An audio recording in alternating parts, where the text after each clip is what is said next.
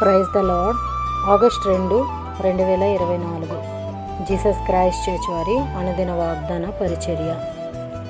మా మీదకి వచ్చిన శ్రమలన్నిటినీ చూడగా నీవు న్యాయస్థుడవే. నెహెమియా 9వ అధ్యాయము 33వ వచనము. ప్రియదేవుని వారలారా, ఈ ఉదయకాల సమయంలో దేవుడు మంచి మాటలు మనకి అందిస్తూ ఉన్నారు. ఏమిటి అంటే, దేవుడు మన శ్రమలన్నిటి నుంచి కూడా విడుదలిచ్చేది ఆయన. మనకి న్యాయము చేసే దేవుడు.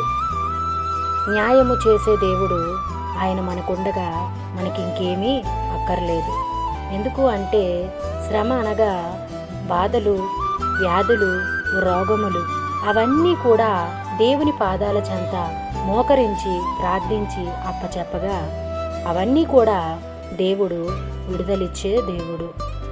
అయితే మనము దేవుని యందు నమ్మకముతో, భయభక్తులతో, విశ్వాసముతో ప్రార్థన చేసి ప్రతి ఒక్క శ్రమ నుంచి విడుదల పొందుకోవాలని నెహెమియా గారు మనతో మాట్లాడుతూ ఉన్నారు.